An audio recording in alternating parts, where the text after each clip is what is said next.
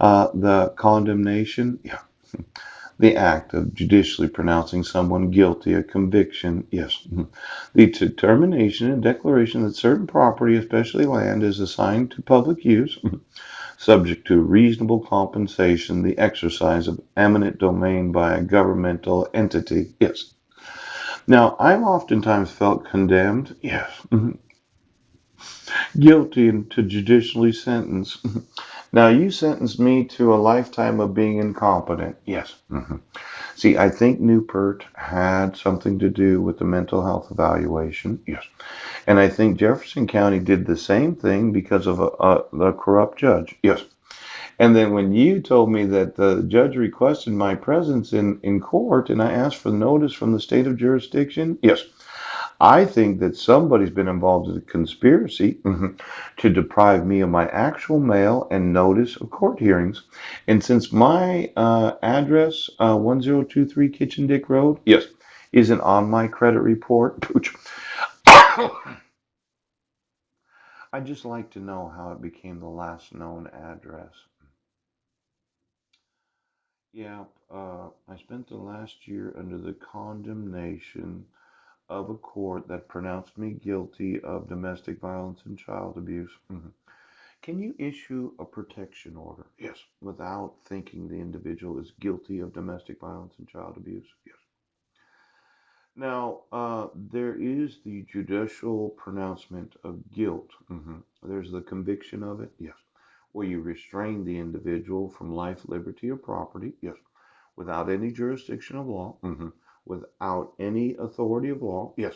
Because of your injustice, your refusal to look at these court orders as a condemnation. Now, condemning me, yes, to a lifetime of refusing to enforce my rights as a father. Yes. You've condemned me, yes, as never receiving my civil rights enforced. Yes. You decided to condemn me, yes, because I informed you of forgery and fraud. Right. The condemnation right now.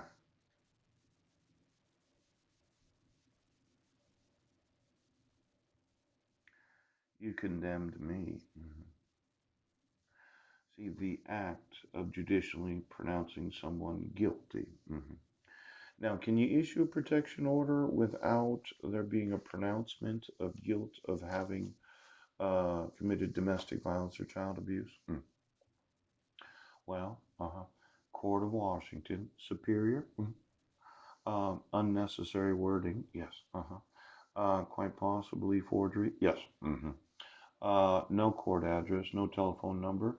My weight is 255 pounds and my hair is light brown. Now, Heidi probably wrote that in the original one. Yes. I've given you a picture of myself back then. Yes. Now, you condemn my sons. Yes.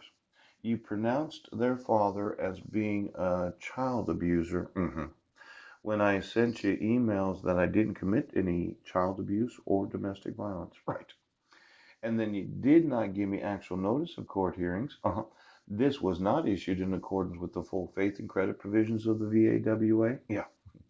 Now, I wanted to talk to each state, Governor Jay Inslee, about this idea of your individual empires. Yes. You're all little kings, governors. Yes. Where you're going to have these reciprocity agreements with one another. Yeah. It's possible, yes, that anything involving taxation, yes, could be violating the full faith and credit provisions of the United States Constitution. Yes.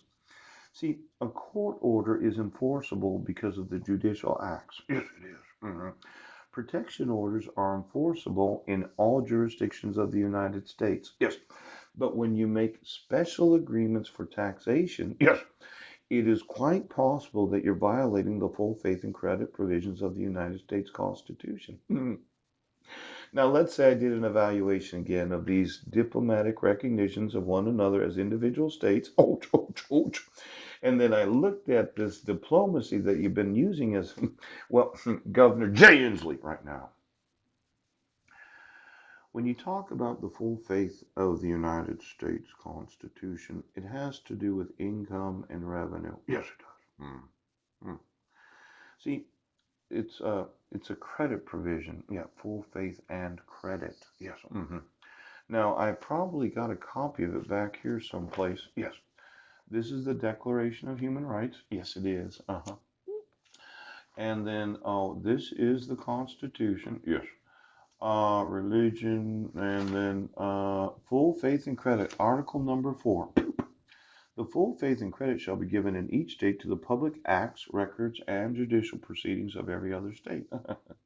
And the Congress may by general laws prescribe the manner in which such acts, records, and proceedings shall be proved and the effect thereof. Now, when you use a forgery to issue a court order, yes, it violates the full faith and credit provisions of Article 4, Section 1. When you sign into law, yes, as legislatures and as a governor, yes, it is an actual act, record, or judicial proceeding. Now, I know Congress has a lot to say about the taxation of the actual nation of the United States of America.